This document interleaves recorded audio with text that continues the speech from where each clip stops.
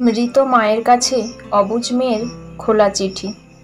ও মা, তুমি নেই, তাও বেশ ভালো আছি। নতুন মা আমায় ভীষণ ভালো খেতে দেয়। বাসি তরকারি, পচা ভাত আর নষ্ট ডালে আমার খুব ভালোই পেট ভরে যায়। মা, ও মা, জানো আমি এখন শার্ট ধুতে পারি, তাই প্রতিদিন বাড়ি শুদ্ধ সব লোকের কাপড় ধুই আমি। জানো মা, পড়তে এখন আমার আর ভালো লাগে না। আমার এখন আর কোনো বই নেই, আমার এখন কোনো খাতা নেই, কলম নেই, নেই কোনো স্কুল ব্যাগ।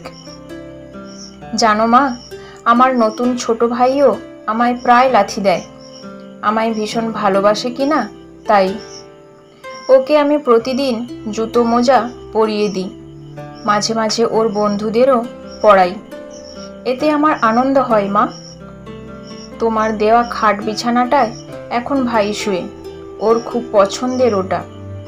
আমার কথা ভাবছো? আমি সিঁড়ির নিচে মাদুর পেতে শুই, আমার একটুও কষ্ট হয় না।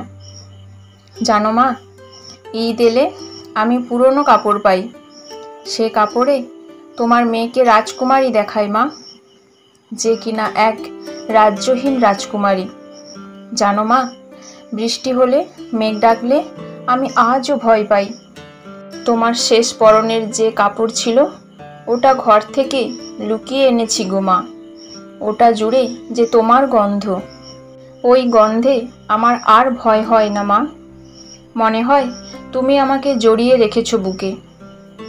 একটা কথা রাখবে মা, আমায় কয়েকদিনের ছুটির ব্যবস্থা করে দেবে?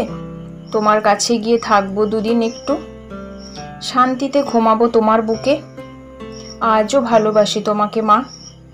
বাবাদের উচিত আড়াল থেকে মা হারানো এতিম সন্তানের পাশে গোপনে ও প্রকাশ্যে খবর নেওয়া, একটু কাছে নেওয়া।